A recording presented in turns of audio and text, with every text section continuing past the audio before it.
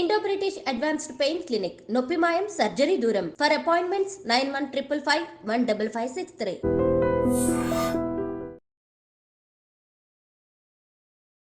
అందరికీ నమస్కారం. నేను Swaroopa Potlapalli. Welcome to I dream. Manchu ఫ్యామిలీలో గొడవలు తారాస్థాయికి చేరుకున్నాయి. ఒకరి మీద ఒకరు ఫిర్యాదు చేయడం అనేది జరుగుతుంది. మంచు మనోజ్ ఫిర్యాదు మేరకు విజయ్ రెడ్డి, కిరణ్ అనే పలువురు వ్యక్తుల మీద కేసులు బుక్ అయ్యాయి. మరోవైపు చూస్తే మోహన్ బాబు రాచకొండ పోలీస్ కమిషనర్ కు లేఖ ద్వారా ఫిర్యాదు చేయడంతో మనోజ్ తో పాటు ఆయన భార్య మౌనిక రెడ్డి మీద కూడా ఎఫ్ఐఆర్ చేయడం అనేది జరిగింది. ఈ రెండు ఎఫ్ఐఆర్స్ లో కీలక అంశాలు బయటికి వచ్చాయి. ప్రస్తుతం నాతో పాటు అడ్వకేట్ ఆజాద్ గారు ఉన్నారు. ఆయనతో మాట్లాడి ఈ కేసులకు సంబంధించిన అనేక ఇంట్రెస్టింగ్ విషయాలు తెలుసుకుందాం. నమస్తే ఆజాద్ గారు. నమస్తే అమ్మా. ఇప్పుడు చూసారు కదా, తండ్రి కొడుకులు ఒకళ్ళ మీద ఒకళ్ళు కేసులు పెట్టుకున్నారు. బిఎన్ఎస్ యాక్ట్ ప్రకారం పలు సెక్షన్ల కింద కేసులు నమోదయ్యాయి. ఈ సెక్షన్ల గురించి వివరిస్తారా? ఎలా ఉంటాయి ఈ కేసులు? ఒకటండి, ఇది జనరల్ గా మనం చూడాల్సింది ఒక ఫ్యామిలీకి సంబంధించిన వ్యవహారం. అంటే జనరల్ గా మొన్న 3 days నుంచి, గత ఆదివారం నుంచి ఇది నడుస్తా ఉంది. సో ముఖ్యంగా ఏంటంటే, అంటే మనకు తెలిసిన జనరల్ సమాచారం ఏంటంటే, ఈ ఆస్తుల దగ్గర గొడవ అని చెప్పడం జరిగింది. లేదా నిన్న ఇందాక మనోజ్ గారు మాట్లాడుతూ, లేదంటే ఆ ఆస్తుల దగ్గర కాదు, నా కుటుంబ వ్యవహారము, చిన్న పాప ఉంది నాకు, తర్వాత పిల్లలు ఉన్నారు, సో నాకు ఇట్లా జరిగింది, నా పైన దాడి జరిగింది, దానికోసం నేను రక్షణ కోసం ఉంటున్నానని చెప్పి ఆయన చెప్పడం జరుగుతుంది. ఏదైనప్పుడు ఇక్కడ కొంత ఇన్వెస్టిగేషన్ కొనసాగాలి. దీంట్లో పోలీసు వారు కొంత ఇన్వెస్టిగేషన్ కొనసాగిన తర్వాత అసలు అప్పుడు మొత్తం మనకి వివరంగా తెలుస్తుంది. కాకపోతే ఎఫ్ఐఆర్ లో, అంటే ఎఫ్ఐఆర్ అంటే ఏంటంటే ఫస్ట్ ఇన్ఫర్మేషన్ రిపోర్ట్ అని అర్థం. మనకు తెలుసు, ఎవరైనా ఈ భారతదేశంలో పుట్టిన ప్రతి వ్యక్తి ఎవరైనా సరే కంప్లైంట్ ఇచ్చినప్పుడు పోలీసు వారు ప్రాథమిక సమాచారం, జస్ట్ ప్రైమరీ ఇన్వెస్టిగేషన్ లో ప్రాథమిక సమాచారం కోసం ఒక ఎఫ్ఐఆర్ ని తీసుకుంటారు. దాంట్లో భాగంగా ఏంటంటే, ఇప్పుడు వీరిపైన మామూలుగా మంచి మనోజ్ గారి పైన మోహన్ బాబు గారు ఫిర్యాదు చేసిన ఆ ఫిర్యాదు మేరకు ఒక ఎఫ్ఐఆర్, సాధారణ ఎఫ్ఐఆర్ కట్టడం జరిగింది.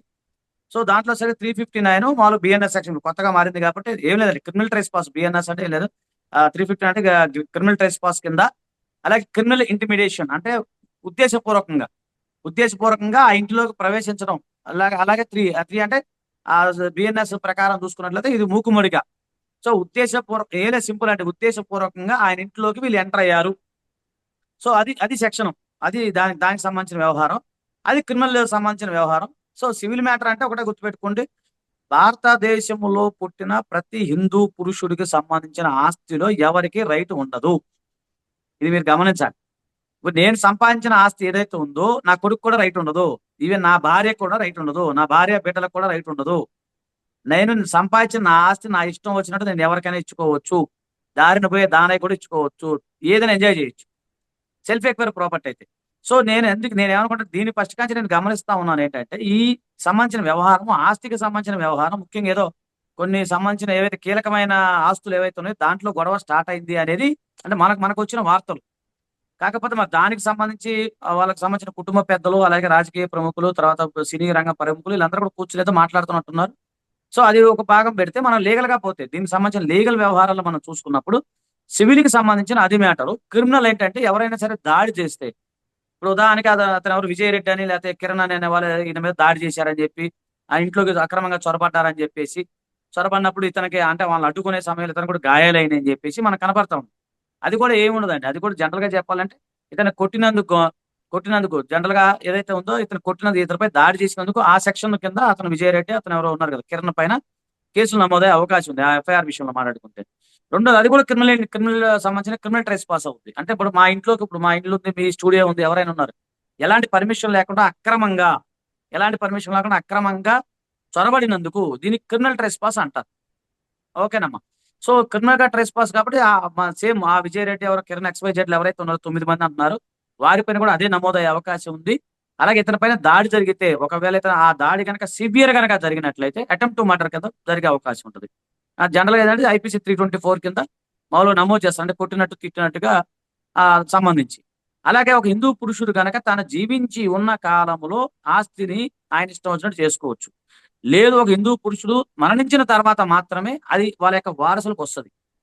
దట్టు ఆ హిందూ పురుషుడు వీలునామా వ్రాయకుండా మరణించాలి. ఈ పాయింట్ నోట్ చేసుకోండి. ఎవరైనా ఒక హిందూ పురుషుడు కానీ స్త్రీ కానీ, ఎవరైనా సరే హిందూ పురుషుడు కానీ స్త్రీ కానీ తనకు సంపాదించిన సెల్ఫ్ ఎక్వైర్ ప్రాపర్టీ ఏదైతే ఉందో వీలునామా కనుక వాళ్ళకి సంబంధించిన లీగల్ హెయిర్స్ ఎవరైతే ఉన్నారో వాళ్ళకి వెళ్తుంది తప్ప, ఈ వీలునామా కనుక ఆయన రాసినా కూడా లేదు బతుకున్నప్పుడు మొత్తం ఆయన ఎంజాయ్ చేసినా కూడా దాన్ని ఎవరు అడిగారు హక్కు అయితే భారతదేశంలో అయితే లేదండి. మంచు మనోజ్ మీడియాతో మాట్లాడుతూ కాసేపటి క్రితం కొన్ని మాటలు చెప్పారు. ఇది తన ఆత్మ గౌరవానికి సంబంధించిన విషయం అని, అలాగే తన భార్య పిల్లలకి థ్రెట్ ఉందని, వాళ్ళ మీద ఈ దాడికి పాల్పడడం అనేది కరెక్ట్ కాదు అని ఆయన వ్యాఖ్యానించడం జరిగింది. ఈ విజయ్ రెడ్డి కావచ్చు, కిరణ్ అనే వ్యక్తులు ఎవరి ప్రోద్బలంతో వాళ్ళ మీద అటాక్ చేసి ఉంటారని మీరు భావిస్తున్నారు? అంటే ఒకటండి మనం ఆలోచించాల్సింది ఏంటంటే భారత రాజ్యాంగం ప్రకారం ఆర్టికల్ 21 ఒకసారి మనం గుర్తు చేసుకోం. దాంట్లో ఏంటంటే రైట్ టు లివ్, ఒక వ్యక్తికి జీవించే హక్కు ఉంది. సో అతను ఉందాక గౌరవప్రదంగా ఎవరు అతని పైన ప్రెజర్ పెట్టకుండా జీవించే రైట్ అతని పైన ఉందండి. కాబట్టి ఇక్కడ కూడా మంచు అనేది ఆయనకు సంబంధించిన కుటుంబానికి సంబంధించిన ఎవరైనా దాడి చేసినా అది నేరమే. అది ఎవరైనా ఖండిస్తాను, నేను కూడా ఖండిస్తాను, అందులో మొహమాటమే లేదు. సో వేరే గుర్తు తెలియని వ్యక్తులు వచ్చి అతని పైన దాడి చేయటం, సో అతను చిన్న పిల్లలు ఉన్నారని చెప్తున్నాడు, ఒక 7 నెలల పాప ఏదో ఉన్నారని చెప్తున్నారు అతను. అలాంటి 7 విషయాల్లో నెలల కూతురండి.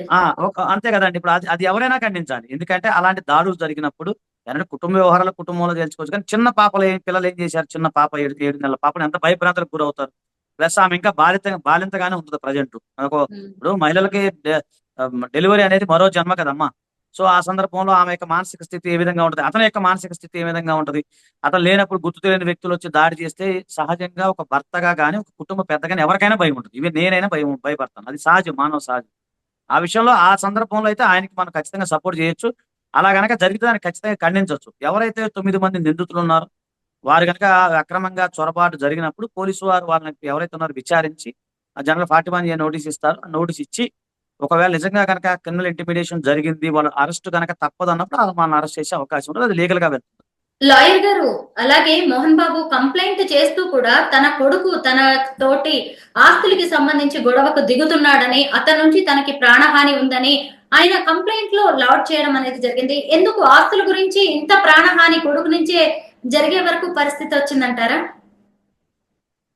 ప్రతి ఇంట్లో ఉన్న వ్యవహారమే మేడం. ఓపెన్ చెప్పాలంటే మనం అనుకుంటాం కానీ భారతదేశంలో ఉన్న ప్రతి కుటుంబ సభ్యుల్లో ఎంత క్లోజ్ ఉన్నా, తర్వాత ఎంత క్లోజ్ అన్నదమ్ములు ఉన్నా కూడా ఒకటే చెప్తాను, ఇప్పుడు ప్రతి ఇంట్లో ఉంటది. ఇప్పుడు మా ఇంట్లో కూడా ఉంది. ఓపెన్ చెప్తున్నాను, ప్రతి ఇంట్లో ఏదో సందర్భం ఉంటది. కాకపోతే అది బయటపడే సమయంలో బయటపడుతుంది. కాకపోతే ఏంటంటే కుటుంబ పెద్దగా ఆయన క్రమశిక్షణగా ఉన్నప్పుడు ముందే దాన్ని, అంటే పబ్లిక్ లో వాళ్ళు ఉన్నారు కాబట్టి మనం చేస్తాం. మా దగ్గరకు వచ్చే కేసులు ఉంటాయి, 4 అన్నదమ్ములు 3 అన్నదమ్ములు ఉంటారు, కొట్టుకొని మా దగ్గరకు వస్తారు, నాకు అది కావాలి ఇది కావాలని చెప్పేసి. మరి అది ఎవరు మీడియాలో ఎక్కడ రాదే, ఎందుకు రాదు? ఒక కామన్ మ్యాన్ ఎవరు చూడరు. వీళ్ళు సెలబ్రిటీ కాబట్టి వీళ్ళ ఇంట్లో జరిగిన చిన్న సంఘటన జరిగిన, ఈయననే కాదు, ఏ సెలబ్రిటీలో ఏది చిన్న సంఘటన జరిగినా మీడియా సంబంధించిన ఏదైతే ఉందో ఆటోమేటిక్ గా మీడియా అటెన్షన్ అనేది కామన్ గా ఉంటది. సో ఇది పెద్దగా ఇప్పుడు ఏదో దీనివల్ల సమాజానికి ఏమీ నష్టం జరిగింది ఏం లేదు, లేకపోతే ఇంకేదో దేశానికి వచ్చి నష్టం జరిగేది ఏం లేదు. కుటుంబ వ్యవహారం కుటుంబంగా జరుగుతుంది.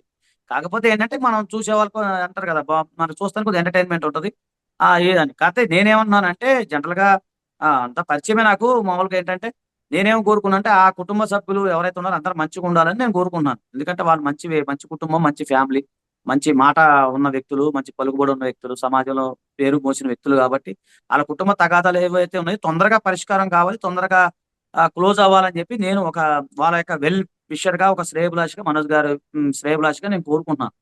సో నేను కూడా ఫోన్ చేశాను, ఆయన ఫోన్ ఎత్తలేదు. 2 times నిన్న మొన్న చేశాను, ఆయన ఫోన్ కలవట్ల. మొన్న ఏదో లిఫ్ట్ కూడా చేయలేదు, మెసేజ్ పెట్టాను.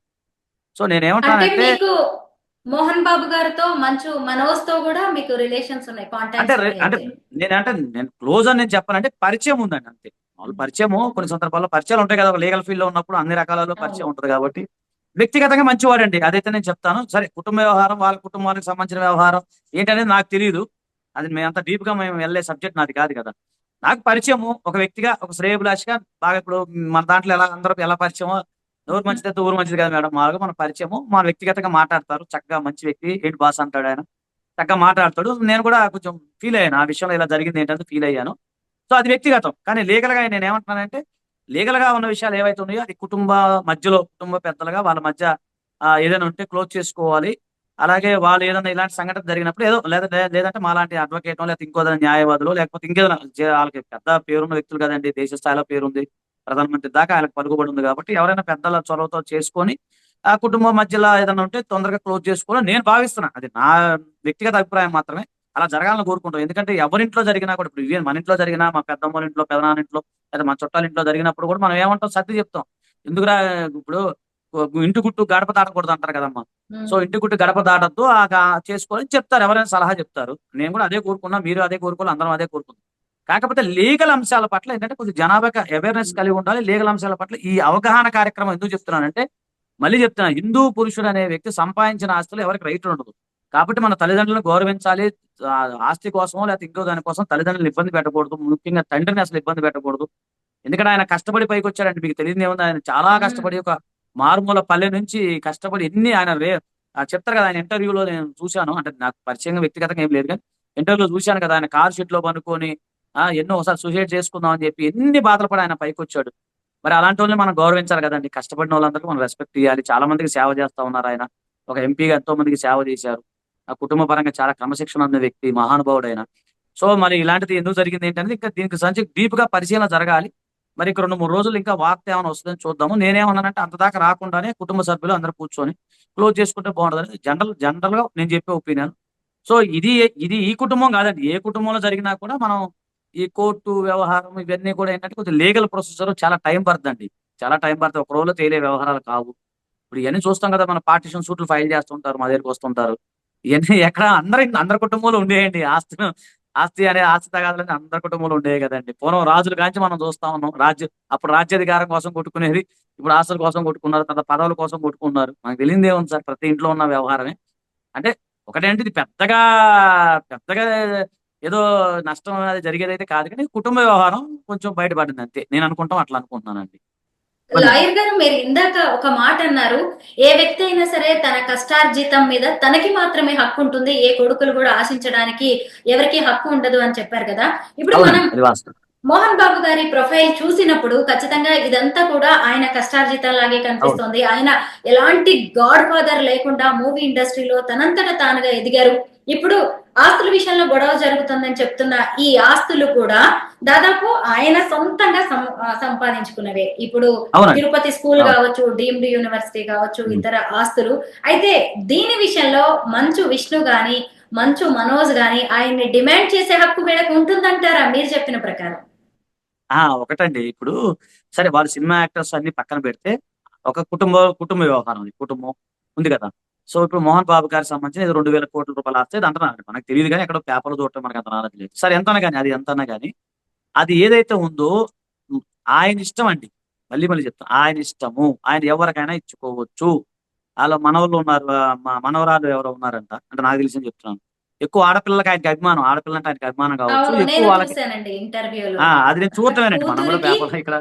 ఆ, చెప్పండి. నేను ఈ క్వశ్చన్ మళ్ళీ అడుగుతాను నేను మిమ్మల్ని, ఓకే, అయితే ఓకే, దీనికి ఓకే. నాకు సమాధానం చెప్తే. అదేనండి, దీనికి సమాధానం ఏంటంటే ఒకటేనండి, మళ్ళీ చెప్తున్నాను.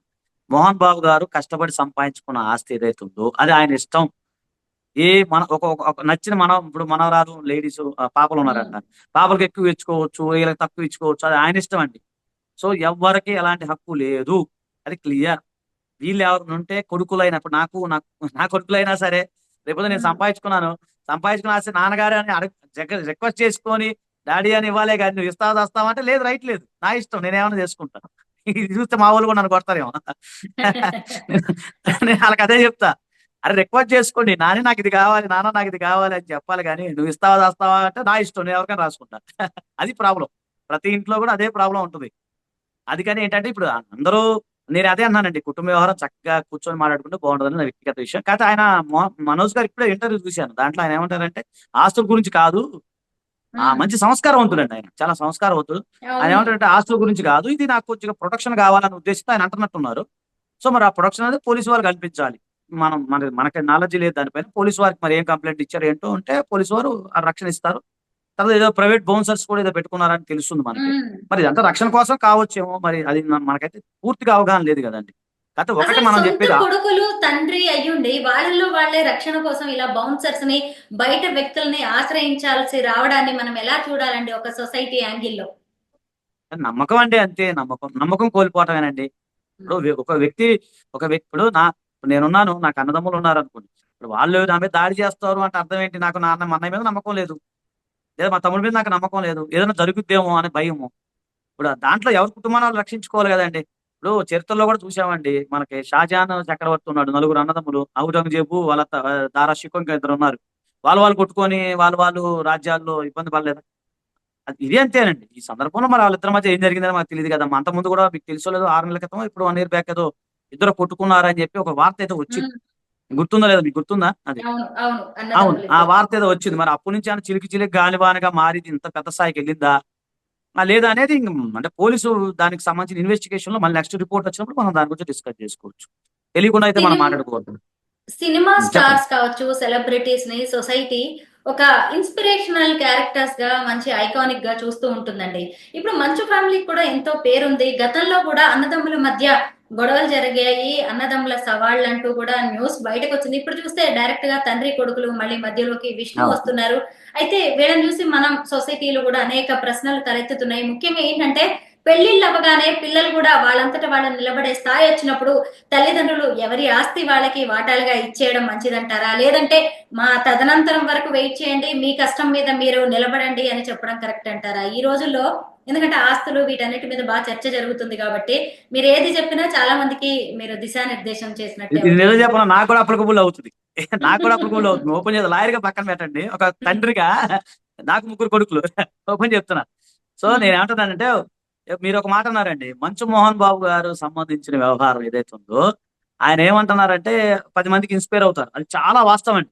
నేను చెప్తాను, ఇంటర్మీడియట్ లో నేను ఒక సందర్భంలో అంటే నేను వ్యక్తిగత విషయం ఎందుకు చెప్తున్నానంటే, నిజమే తెర మీద బొమ్మ మనకు ఖచ్చితంగా ఇన్స్పిరేషన్ అవుతుంది. నేను ఇంటర్మీడియట్ లో ఉన్నప్పుడు చాలా డిప్రెషన్ గురయ్యా ఒక సందర్భంలో. అంటే కొంచెం మా నాన్నగారు వ్యవసాయం కానీ కొంచెం పేదరిక పరిస్థితులు, చదువు మానేద్దాం అని నేను కూడా వ్యవసాయం చేద్దాం, ఏదో కొన్ని మానసిక డిప్రెషన్ గురైనప్పుడు మోహన్ బాబు గారు 2, 3 సినిమాలు చూశాను నేను. అప్పుడు బాగా చాలా ఫేమస్, అసెంబ్లీ రౌడీ ఉన్నాయి వేరే.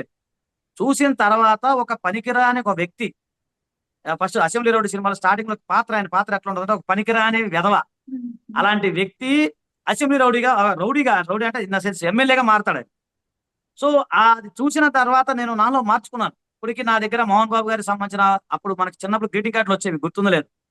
ఆ గ్రీటింగ్ కార్డులకు సంబంధించిన ఇప్పుడు కూడా బొమ్మలు ఉన్నాయి నా దగ్గర.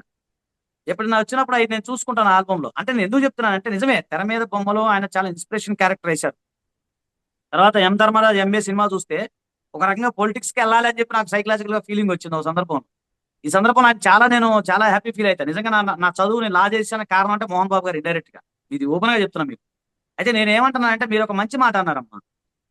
ఒక తండ్రి కొడుకుల విషయంలో తన కాళ్ళ మీద తను నిలబడే విధంగానే ప్రయత్నం చేయాలి. పూర్వం నుంచి కూడా అదే వస్తుంది సాంప్రదాయం. నేనున్నాను, మా నాన్నగారు కూడా ఓపెన్ చెప్తాను. మా నాన్నగారు కూడా నువ్వు కష్టపడి చదువుకోరా అని వదిలేశాడు. సరే, తర్వాత ఆస్తుల సంగతి పక్కన పెట్టండి. ఎందుకంటే కష్టం విలువ తెలియాలి ఒక బిడ్డకి. మన మీకు విదేశాల్లో చూసుకున్నట్లయితే, వేరే కంట్రీస్ లో, అమెరికాలో అయితే మీకు 18 ఇయర్స్ రాగానే ఇంట్లోంచి పంపించేస్తారు. మీరు అది కనుక్కోండి, ఎవరైనా కనుక్కోండి. ఆ 18 ఇయర్స్ దాటంగానే మేజర్ అవ్వగానే నువ్వు ఇంట్లోంచి వెళ్ళిపోరా అని పంపించేస్తారు. ఎందుకు, నీ కాళ్ళ మీద నువ్వు బతకమని చెప్తారు. మన దగ్గర అట్లా కాదు. మనం ఏంటంటే మనకి కొన్ని కుటుంబ వ్యవస్థ, ప్రేమ, అభిమానం కొడుకుల మీద ఉంటుంది కాబట్టి వాళ్ళకి 30 ఇయర్స్ వచ్చినా 40 ఇయర్స్ వచ్చినా తండ్రి పోషిస్తుంటాడు. ఇప్పుడు మీకు శ్రీకృష్ణ డైమండ్స్ అని ఒకటి ఉందండి, గుజరాత్ కంపెనీ. వాళ్ళు ఏం చేస్తారంటే వాళ్ళ కొడుకుని, మనం తెలుసు స్టోరీ కూడా మనకు వచ్చింది. వాళ్ళ కొడుకుని 1 మంత్ ఎలాంటి డబ్బులు లేకుండా, ఏమి వాళ్ళ పేరు వాడకుండా వదిలేస్తారు. అతను 1 మంత్ లో అన్ని కష్టసుఖాలు తెలిసిన తర్వాత అతనికి పోస్ట్ వస్తుంది. అలాగే వాళ్ళ ఒక అబ్బాయిని మనకి ఇక్కడ ఓల్డ్ సిటీలో వదిలేశారు, హైదరాబాద్. ఒక 1 ఇయర్ బ్యాక్. అతను కష్టపడి మంచి కష్టసుఖాలు తెలుసుకొని 1 మంత్ రూపాయి డబ్బులు ఉండదు, ఆయన పేరు ఉండదు, ఆధార్ కార్డు ఉండదు, ఏమి ఉండదు అనమాట, కమ్యూనికేషన్ ఏది ఉండదు. కష్టపడి అతను మంచి అతని సమాజం గురించి తెలుసుకొని ఇన్స్పిరేషన్ గా ఇప్పుడు ఆయన మంచి పేరు తెచ్చుకున్నాడు. సో అట్లాగే ఒక వ్యక్తి తెలియాలండి. ఇప్పుడు మనం చూస్తున్న జంతువులు కూడా చూడండి, మనం డిస్కవరీ ఛానల్ చూస్తాం. జంతువు పెద్దదైన తర్వాత ఈ జంతువు రానివ్వదు, తల్లి కానీ తండ్రి జంతువు రానివ్వదు దగ్గరికి, నువ్వు పోరాడుకొని నెట్టేస్తుంది. సో అలాగే నేను ఏమనంటే, పిల్లలకి చిన్నప్పటి నుంచే కష్ట సుఖాలు నేర్పాలండి. అసలు పొలం అంటే ఏంటి, మన భూమి పంట ఎట్లా పండుతుంది, ఊళ్ళో విలేజ్ వాతావరణం ఎలా ఉంటది, ఇది ఎలా అలా ఉంటది, రూపాయి విలువ ఏంటి, ₹1 ఖర్చు పెడితే తిరిగి వస్తా రాదా, పారే నీరు ఖర్చు పెట్టిన రూపాయి తిరిగి రాదు, ఇలాంటి కొన్ని సూత్రాలు, మౌలిక సూత్రాలు, కష్ట సుఖాలు అనేవి ఉన్నాయండి. పూర్వం రోజుల్లో మనకేంటంటే గురుకుల పాఠశాలలు ఉంటాయి. సో తీసుకెళ్లి అక్కడ రాజు కొడుకైనా ఎవరైనా సరే, మంత్రి కొడుకైనా ఒక సామాన్య కొడుకైనా అక్కడ చదువుకునేది. ఇప్పుడు మనకు తెలుసు కదా, కుచేలుడు కృష్ణుడు స్టోరీ అదే కదా. సో అలాంటి సందర్భాల్లో ఇప్పుడు లేదు, ఆ విద్యా వ్యవస్థ లేదు. ఒక 10 లక్షలు ఉంటే ఒక స్కూలు, 5 లక్షలు ఉంటే ఒక స్కూల్, ₹1,00,000 ఉంటే ఒక స్కూల్, ఏమి లేకపోతే ఇంకో స్కూల్. ఇట్లానే మనకు డిస్క్రిమినేషన్ తేడా వచ్చేసరికి ఎడ్యుకేషన్ లో చాలా డిఫరెంట్ ఉంది, పెంపకంలో డిఫరెంట్ వస్తున్నాయి.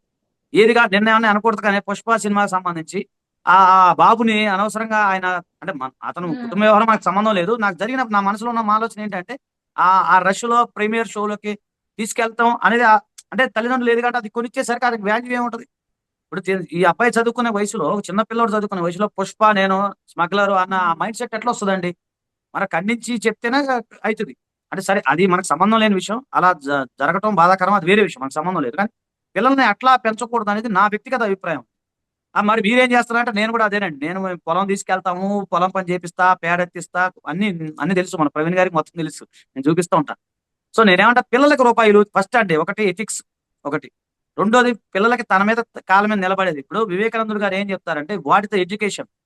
ఎడ్యుకేషన్ అంటే తన కాళ్ళ మీద తను నిలబడి ఉండేదే ఎడ్యుకేషన్. అంతేగాని ఇంగ్లీష్, లార్డ్ మెకాలే గారు ప్రవేశపెట్టిన ఇంగ్లీష్ కాదు కదండి మనకి ఇప్పుడు కావాల్సింది. అదేం కాదు ఈ రోజుల్లో. అసలు పెద్ద ఇంగ్లీష్ అంటే పెద్ద కష్టమే కాదు ఈ రోజుల్లో. సో అది కాకుండా పిల్లలకు రూపాయి విలువ తెలియాలి, మనిషి విలువ తెలియాలి, మానవత్వం విలువ తెలియాలి, సమయం, అన్నిటికన్నా ముఖ్యంగా సమయ విలువ తెలియాలి, ఆరోగ్యం గురించి తెలుసుకోవాలి, వాడి ఆరోగ్యం ఏంటి పరిస్థితి అనేది, తిండి విషయం తెలుసుకోవాలి. మైదానండి అందరం చిన్నప్పుడు మేడం పోస్టర్లు, నేను కూడా కొద్ది రోజులు పని చేశాను, పోస్టర్లు అంటించే పని చేశాను మాకు సినిమా థియేటర్ దగ్గర. పోస్టర్లు అన్నిటికీ మేము అర్ధరాత్రి లేచి మైదా ఉంటుంది కదా, మైదా ఉడకబెట్టుకుని పోస్టర్లు అంటించేవారు ఆ మైదాతో, సైకిల్ మీద వెళ్ళి వాళ్ళకి. అలాగే ఎస్ఎఫ్ఐ స్టూడెంట్ లీడర్ ఉన్నప్పుడు కూడా కొన్ని పోస్టర్లు అంటే మనం మాకు కమిటీ చెప్తే ఆ మైదా రాసుకుని వెళ్ళి మేము పోస్టర్లు అంటించేవాళ్ళం. అలాంటిది మైదాని మనం ఈ రోజు తింటున్నాం. నిన్న నిన్న రాత్రి ఒక సెలబ్రిటీ బర్త్డే ఈ రోజు. మన అంటే ఒక ప్రముఖ మ్యూజిక్ డైరెక్టర్ నా ఫ్రెండ్ పొద్దున ఫోన్ చేసి, అన్న నా బర్త్డే అంటే ఒకటే చెప్పా, నువ్వు రాత్రి మొత్తం మైదాను గుడ్డు కలిపిన ముద్ద తిన్నావా అని అడిగా. అదేంటన్నా అన్నాడు. అదేరా బాబు కేక్ అంటే అన్న. అవును నిజమే అన్న, రాత్రి కేక్ ఎంత తిన్నా కేక్ తిన్నాడు. అదేమన్నది మైదానే. ఆరోగ్యం కూడా మనకి. ఇంటర్వ్యూలో మోహన్ బాబు గారు చెప్పారు, మీరు విన్నారు అన్నారు కదా, నా ఇద్దరు కొడుకులతో పాటు నా కూతురు కూడా సమాన వాటా ఇస్తా నా ఆస్తిలో, నాకు ఆడపిల్లలు అంటే ఇష్టం, నా మనవరాళ్ళు ఆర్యానా వివియానా అంటే కూడా నాకు చాలా ఇష్టం అని చెప్పేసి చెప్పారు. అయితే అది చాలా మందికి మంచిగా అనిపించింది, ఆడపిల్లకు కూడా సమాన వాటా ఇస్తా నా ఆస్తిలో అనడం. అయితే ఆయన కష్టార్జితం అయితే ఆయన ఇష్టం వచ్చినట్టుగా ఎవరికైనా ఇవ్వచ్చు. అదే పూర్వీకుల ఆస్తిలో మాత్రం అలా ఆడపిల్లలకు వచ్చే అవకాశం లేదా అంటే, ఇది నేను సాధారణంగా అందరికీ ఉపయోగపడుతుందని అడుగుతున్నాను. ఎస్, మంచి ప్రశ్న అడిగారు. ఇది ప్రతి అక్క చెల్లెలకి, నా సోదరి మనందరికి తెలియాలి. ఏంటంటే ఈ రోజుల్లో పూర్వీకుల ఆస్తిలో ఖచ్చితంగా ప్రతి మహిళకి హక్కు ఉంది, ప్రతి మహిళకి హక్కు ఉంది. సో ఇప్పుడు ఆమె అంటే అబ్బాయిలతో పాటు అమ్మాయిలకు కూడా సమాన హక్కులు ఉన్నాయి, అలాగే సంబంధించిన బాధ్యతలు కూడా ఉన్నాయి. సో ఇప్పుడు ఉదాహరణకి మీరు అన్నట్టుగానే లక్ష్మి గారికి సంబంధించి తాతల ఆస్తి ఉంది అనుకోండి, లక్ష్మి గారికి కూడా రైట్ ఉంటుంది, సమాన హక్కు. ఇద్దరు పిల్లలతో పాటు లక్ష్మి గారికి కూడా రైట్ ఉంటుంది, అలాగే వాళ్ళ పిల్లలకు కూడా రైట్ ఉంటుంది. అంటే దానికి ఏంటంటే విభజించాలండి. అంటే ఇప్పుడు ఉదాహరణకి ఒక ఒక 100 రూపాయలు అనుకోండి, మాట వరుసకి 100 రూపాయలు నాకు వచ్చినాయి, నాకు 3 పిల్లలు అనుకుందాం. సో ఈ 3 పిల్లలు ప్లస్ నేను ప్లస్ 4 వాటాలు అవుతాయండి. అంటే 25 రూపీస్ వస్తాయి నాకు. సో ఈ 25 రూపీస్లో తర్వాత నా మనవరానికి వెళ్తాయి. ఇప్పుడు నాకు 25 రూపీస్ వచ్చింది, నేను ఈ 25 రూపీస్ నా ఇష్టం, నేను ఎవరికైనా ఇచ్చుకోవచ్చు. మరి దాంట్లో అదొకటి మీరు గుర్తుపెట్టుకోండి. అంటే 100 రూపాయలకు నాకు రైట్ ఉండదు, కానీ నా వాటా ఏదైతే ఉందో, నాకు వచ్చిన వాటా నేను ఎవరికైనా ఇచ్చుకోవచ్చు. నాకు నచ్చి నేను నా మనవరాలకి నేను ఇచ్చుకోవచ్చు. అది మీరు అడగడానికి ప్రశ్న లేదు. సో అలాగే అన్నాను నేను, అదే అన్న, సెల్ఫ్ ఎక్వైర్ ప్రాపర్టీ కానీ తాతల ద్వారా తండ్రుల ద్వారా వచ్చిన నా వాటా ఏదైతుందో, నా వాటా, నా వ్యక్తిగత వాటా ఏదైతుందో నా ఇష్టం. నేను మీరు అన్నట్టు మనవరాలకి ఇచ్చుకుంటా, లేకపోతే మనవడికి ఇచ్చుకుంటా, ముది మనవడికి రాసుకుంటా నేను. సో అలాంటిది ఇబ్బంది ఏం లేదు. కాబట్టి ఈ రోజుల్లో మోహన్ బాబు గారు అన్నమాట చాలా మంచిది. సో నేనేమంటానంటే, ఏదేమైనప్పుడు కూడా మహిళలకు కూడా సమాన హక్కులు ఉన్నాయి. అది సెల్ఫ్ ఎక్వైర్ ప్రాపర్టీ అయినా ఇంకోటైనా. సెల్ఫ్ ఎక్వైర్ ప్రాపర్టీలో సందర్భంలో ఒక హిందూ పురుషుడు వీలునామా కనుక రాయకుండా మరణించినట్లయితే ఖచ్చితంగా కూతురు కూడా సమాన హక్కులు వస్తాయి. అలాగే ఇప్పుడు మనకు రీసెంట్ జడ్జిమెంట్స్ ఉన్నాయి, గతంలో ఏవైతే ఉన్నాయో తాతల నుంచి వచ్చిన ఆస్తులు కూడా మహిళలు కూడా రైట్ ఉంది, ఇబ్బంది ఏం లేదు.